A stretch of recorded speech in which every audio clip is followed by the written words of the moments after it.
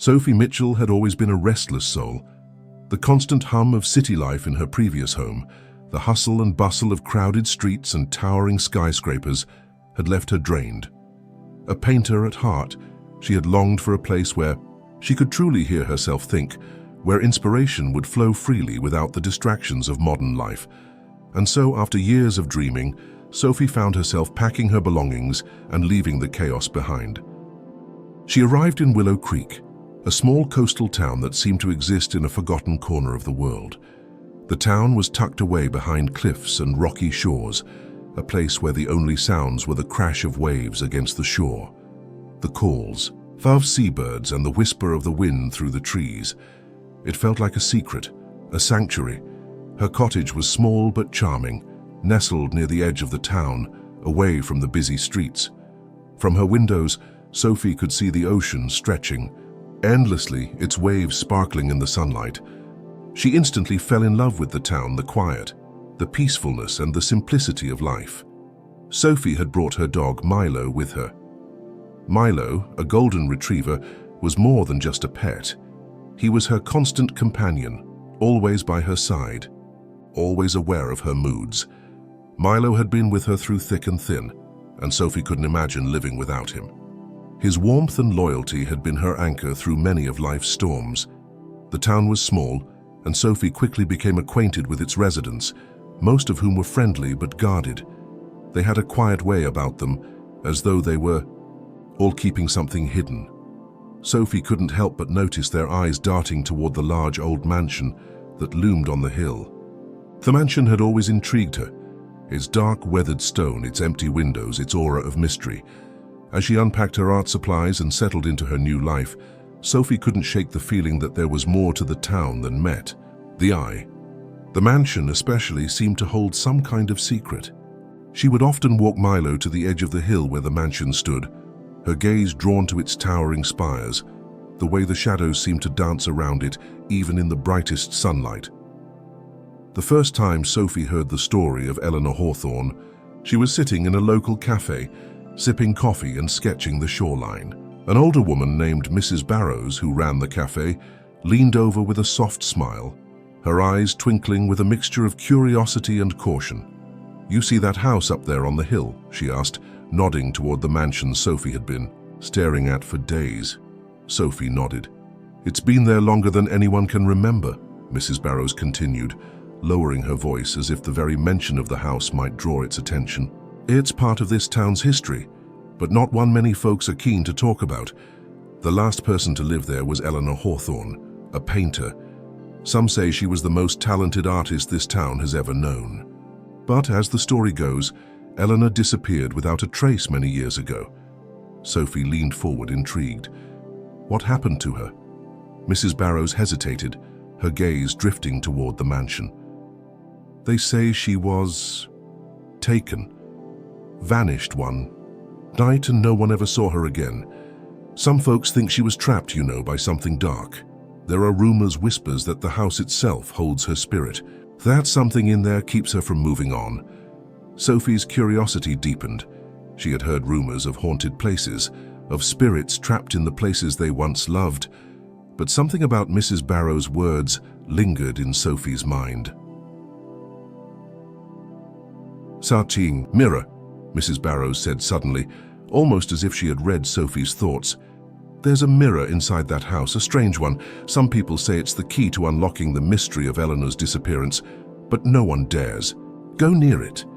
Sophie didn't know why, but something about the way Mrs. Barrows said the word mirror sent a shiver down her spine. She looked at Milo, who was sitting by her side, ears perked, his gaze fixed on the mansion in the distance. For days, Sophie's mind remained preoccupied with Eleanor Hawthorne and the mysterious mansion. She often found herself walking Milo up the winding path that led to the hill, gazing up at the mansion as though it were calling to her. One evening, as the sun dipped below the horizon, Sophie noticed something unusual. A light flickered in the attic window of the mansion, a faint yellow glow that seemed to pulse with life. Sophie's heart raced. She knew that no one lived in the house. So who could be there? "Milo, do you see that?" she whispered. But Milo simply growled softly, his body tense. He had always been protective, but now he seemed on edge. That night, Sophie could hardly sleep. Her thoughts were consumed by the light in the window. The urge to investigate became overwhelming. She decided that she had to go up to the mansion. She had to know what was behind the stories, what had happened to Eleanor. The next morning, after a restless night, Sophie set out for the mansion once again, Milo by her side. She had no idea what she would find, but she was determined to discover the truth. Sophie found the entrance to the mansion much easier to access than she had expected. The gate, which appeared to be locked, had a small gap on the side. It was just wide enough for her to slip through. The grounds were overgrown, and the air was thick with the smell of moss and decay. Sophie felt as though the mansion were holding its breath, waiting for her to cross the threshold. Milo, though usually brave and curious, stuck close to her side, his body alert. She reached the back of the mansion, and there, hidden behind layers of ivy, was a small, rusted door. It looked like it hadn't been opened in years. Sophie's heart pounded as she carefully pried the ivy away, revealing the doorframe.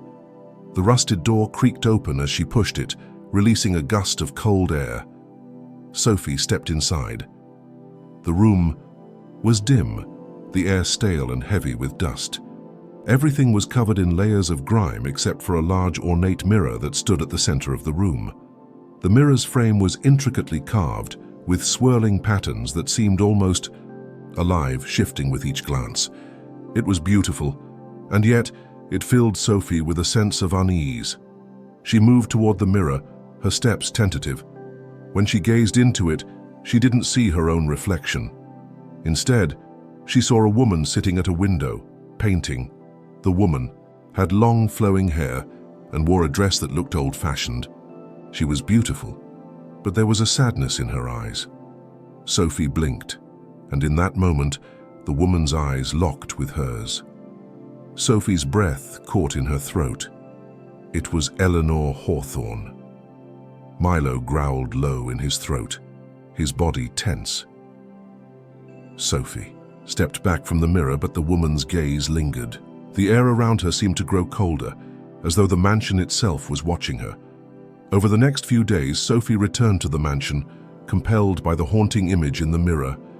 Each time she gazed into it, Eleanor appeared, always sitting at the window, painting. But as Sophie watched, the scenes in the mirror began to change. She could see more Eleanor's isolation, her quiet sorrow, and the dark figure that always appeared behind her, standing in the shadows. It was the same figure Sophie had seen in the reflection, the man who had taken her. One night, as Sophie sat before the mirror, the figure stepped closer to Eleanor, his presence unmistakable. He reached for her, and Sophie felt the room around her shift. The mirror began to glow and the air grew thick with energy. Milo barked, his protective instincts kicking in, but Sophie was paralyzed by the sight before her. The figure's hand closed around Eleanor's wrist, and Sophie's heart raced. She couldn't let this happen again. Sophie returned to the mansion one last time, her resolve stronger than ever. This time, Milo was not just her companion. He was her protector. As they entered the room, Sophie felt the weight of Eleanor's spirit all around her. The mirror was glowing faintly, and the room was filled with an eerie energy. Sophie reached out, her hand brushing the glass. The room seemed to shift once more. She was no longer in the dusty, abandoned room. She was standing in the very room from the mirror. Eleanor sat at the window, painting. When she saw Sophie, her eyes softened. "You've come to set me free," Eleanor whispered. Sophie nodded, her heart aching for the spirit that had been trapped for so long. She reached out and touched Eleanor's hand, feeling a surge of energy. "Fill the room." The dark figure appeared once more, but this time Sophie was not afraid. Milo stood in front of her, his body tense, his growl low and steady. He was protecting her. With all of Sophie's strength, she focused on breaking the curse. She closed her eyes and poured all of her will into the task. The mirror glowed brighter, and suddenly, everything went silent. The mirror shattered, and Eleanor's spirit was free. The days following the first time Sophie gazed into the mirror were filled with restless nights and a heavy sense of unease. The town of Willow Creek, which had once felt like a haven of peace and tranquility, now seemed to carry an air of mystery that Sophie couldn't escape. The mansion, perched on the hill like an ancient sentinel, felt as if it were calling her, pulling her towards something she wasn't yet ready to fully understand. As Sophie continued her visits to the mansion, she began to notice subtle changes in herself. She was becoming more withdrawn, lost in her thoughts, her mind constantly preoccupied by the image of Eleanor, the woman trapped in the mirror. Sophie could hear the faint whispers of Eleanor's voice in the quiet moments, asking for help, for release, but it was always just out of reach. Milo, too, had changed. Though he had always been a loyal and protective companion, his behavior had become more erratic. He no longer slept soundly at night and would often stare out the window, his ears perked, his body tense, as though he sensed something Sophie couldn't see. His protective nature had always been comforting, but now it felt like an unspoken warning. Milo would growl at the smallest noises, his gaze fixed on the empty corners of the room, as though he were waiting for something to emerge from the darkness. One evening, as the sun dipped below the horizon, Sophie sat by the fire, sketching the mansion in her journal. Milo lay at her feet, his head resting on his paws, his eyes watching her intently. Sophie had been unable to shake the images of Eleanor from her mind. She had started to paint her own version of the woman, trying to capture the sadness she had seen in her reflection. As the fire crackled, Sophie's hand paused in midair. She looked up at Milo, whose gaze was fixed on the window. His eyes were wide, his body rigid. "Milo," Sophie whispered, but Milo didn't respond. She rose from her seat, walking over to the window. The world outside was bathed in the soft glow of the moonlight, and for a moment everything appeared calm and still. But as her eyes moved across the yard, she caught sight of something she hadn't noticed before, an odd, flickering light in the distance, near the mansion's garden. It was a soft golden glow, like a candle burning in the dark. Milo growled softly, his fur standing on end. "Not again," Sophie murmured to herself. She had seen that light before, in the attic window of the mansion. The same light that had flickered the night she first noticed it. The same light that had drawn her in. Without thinking, Sophie grabbed her coat and headed out the door, Milo close at her heels. The cold night air hit her immediately, but she barely noticed. Her mind was focused entirely on the mansion. The light was still there, faint but undeniable, beckoning her forward. Sophie's heart raced as she walked toward the hill, Milo by her side, his steps quick and cautious. The town was quiet, and there was an eerie stillness to the night that made every footstep feel heavier than the last. As they approached the mansion, the glow grew brighter, the light from the attic window now visible even from this distance.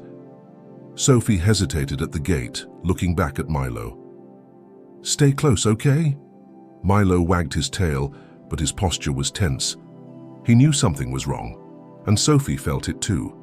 But the pull of the light, the urge to uncover the truth, was too strong to ignore. The mansion loomed before Sophie, casting a long shadow over the grounds. The garden, overrun with wild plants, was dark and untended, with no sign of life except for the occasional rustle of leaves in the wind.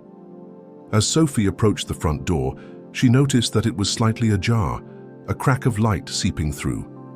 She had never seen the door open before, and this sudden invitation filled her with both excitement and dread. Milo growled low in his throat, a warning she couldn't ignore, but she pushed forward, her heart pounding in her chest as she stepped inside.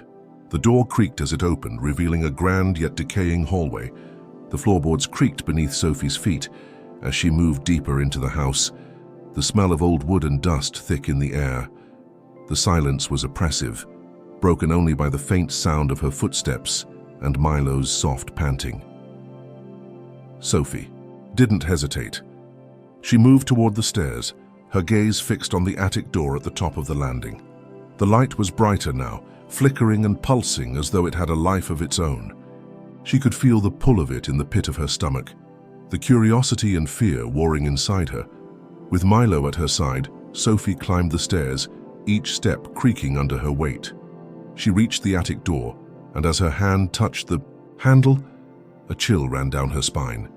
The temperature had dropped significantly, the air now frigid and heavy with the scent of old, forgotten things.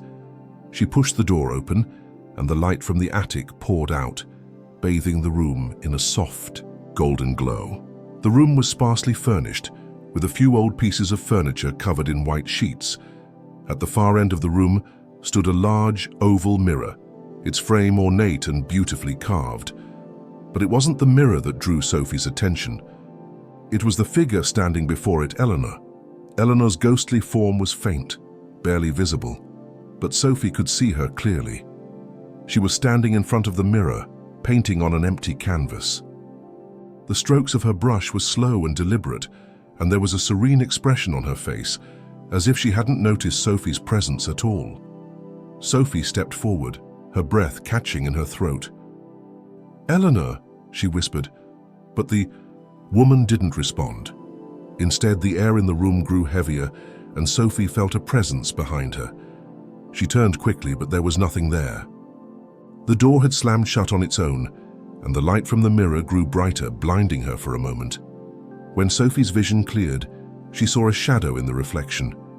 It was a figure, dark and imposing, with hollow eyes. The figure reached out toward Eleanor, but before Sophie could react, the room around her seemed to spin. The next few days were a blur. Sophie couldn't stop thinking about what she had seen in the mansion, the figure in the mirror, the way Eleanor had seemed trapped, the sense of urgency Sophie had felt to help her. She knew that Eleanor wasn't just a spirit. She was a woman who had been torn from the world by something dark, something powerful. Milo had been unusually quiet since the night at the mansion. He hadn't left Sophie's side, his protective nature still as strong as ever, but there was a new tension in his demeanor.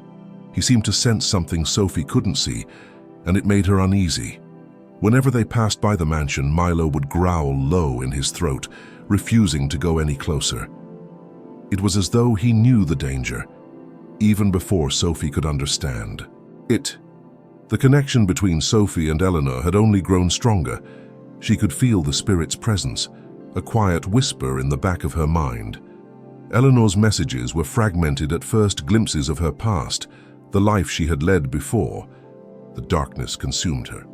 Sophie could feel her sadness, her longing for release, but the more Sophie learned, the more she realized that Eleanor's story was tied to something much older, something that had been hidden in the mansion for centuries. Sophie stood in front of the mirror in the mansion's attic once again, her heart racing. This time, she had brought something with her, a talisman she had found in one of the old books in the library. The talisman was said to hold the power to break curses, to release trapped spirits. Sophie didn't know if it would work, but she had to try. She couldn't leave Eleanor trapped in the mirror forever. As Sophie held the talisman in her hand, she felt the air shift around her. Milo stood beside her, his body tense and alert. The room was eerily quiet, save for the faint rustling of leaves outside. Sophie reached out, touching the glass of the mirror. The room around her seemed to fade, and for a moment she was no longer in the attic. She was standing in the room from the reflection, the one Eleanor had painted in. But this time, the figure behind Eleanor wasn't just a shadow. It was the dark presence she had seen in the mirror. The figure reached for Eleanor again, but this time Sophie stepped forward, holding the talisman high. The room grew colder, the shadows deepened, and the air crackled with energy. In that moment, Sophie spoke the words she had read from the book, and the talisman began to glow. The mirror shattered with a deafening crack, and everything went silent.